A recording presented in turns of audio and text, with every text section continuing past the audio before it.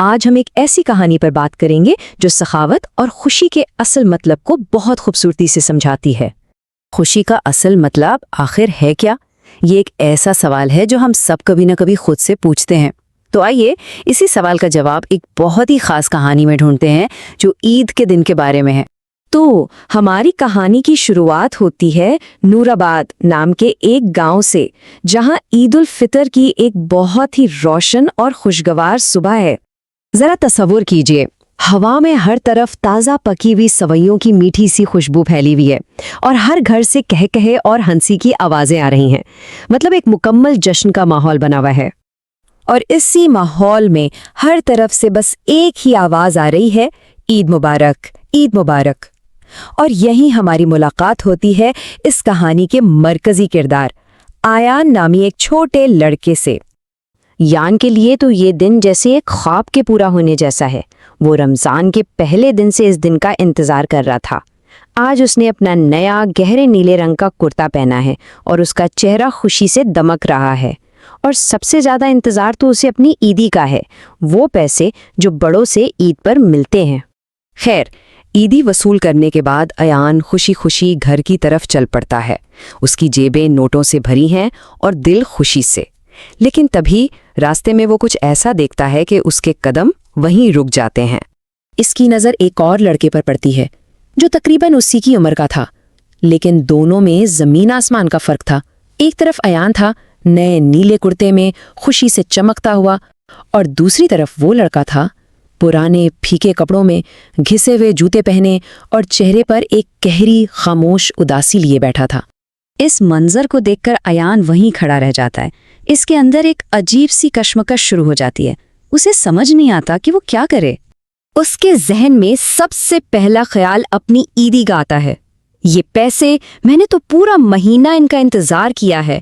میں نے کتنے سارے منصوبے بنائے تھے کہ میں ان سے کیا کیا خریدوں گا۔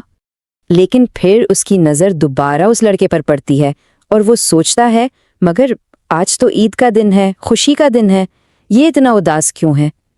یہ سوال اس کے دل و دماغ پر چھا جاتا ہے۔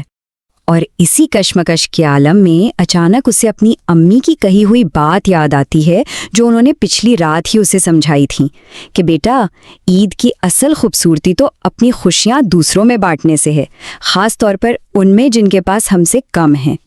اور بس یہی وہ لمحہ تھا جس نے سب کچھ بدل دیا۔ امی کے وہ الفاظ اس کے دل میں اتر جاتے ہیں اور اس کی ساری ہچکچاہٹ ختم ہو جاتی ہے۔ اب اسے پتا تھا کہ اسے کیا کرنا ہے۔ ایان ہمت کر کے اس لڑکے کے پاس جاتا ہے اور اس سے اس کی اداسی کی وجہ پوچھتا ہے۔ لڑکا بتاتا ہے کہ اس کے والد کئی مہینوں سے بیمار ہیں اور گھر میں عید منانے کے لیے بالکل بھی پیسے نہیں ہیں۔ یہ سن کر ایان کا دل بھر آتا ہے۔ اور پھر ایان ایک لمحے کے لیے بھی نہیں سوچتا۔ وہ دھیرے سے اپنی جیب میں ہاتھ ڈالتا ہے، اپنی ساری کی ساری عیدی ایک ایک نوٹ نکالتا ہے اور بہت نرمی سے اس لڑکے کے ہاتھوں میں رکھ دیتا ہے۔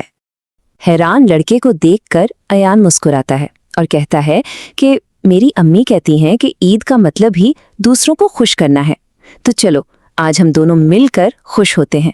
دیکھیں، یہ صرف پیسے نہیں تھے، یہ خوشی بانٹنے کی ایک دعوت تھی۔ اس لڑکے کے چہرے پر ایک دم سے ایک چمک آ جاتی ہے۔ وہ خوشی سے ایان کا شکریہ ادا کرتا ہے اور بھاگتا ہوا اپنے گھر کی طرف چلا جاتا ہے تاکہ وہ بھی عید منا سکے۔ اور ایان وہیں کھڑا اسے دیکھتا رہتا ہے، ایک بالکل نئے اور انوکھے احساس کے ساتھ۔ ہاں، اس کی جیبیں اب بالکل خالی تھیں، لیکن اس کا دل ایک ایسی خوشی سے بھرا ہوا تھا جو اس نے پہلے کبھی محسوس نہیں کی تھی، ایک ایسی خوشی جو انمول تھی۔ جب ایان گھر پہنچ کر اپنی امی کو ساری بات بتاتا ہے تو وہ اسے پیار سے گلے لگا لیتی ہیں۔ ان کی آنکھوں میں فخر کے آنسو ہوتے ہیں۔ وہ کہتی ہیں، میرے بیٹے، آج تم نے عید کا اصل مطلب سیکھا ہے۔ اور اپنی امی کی یہ بات سن کر ایان کو بھی اس دن کا سب سے بڑا سبق سمجھ آ جاتا ہے۔ اسے احساس ہوتا ہے کہ اصل خوشی آخر آتی کہاں سے ہے۔ وہ سمجھ جاتا ہے کہ حقیقی خوشی وہ احساس ہے جو پیسے سے خریدی جانے والی کسی بھی چیز سے بہت بہت بڑا ہے۔ یہ خوشی کچھ حاصل کرنے میں نہیں، بلکہ دوسروں کو کچھ دینے میں ہے۔ تو اس کہانی کا سب سے اہم سبق یہی ہے کہ عید پر اصل خوشی اس بات سے نہیں ملتی کہ ہمیں کیا ملا، بلکہ اس بات سے ملتی ہے کہ ہم نے کیا دیا۔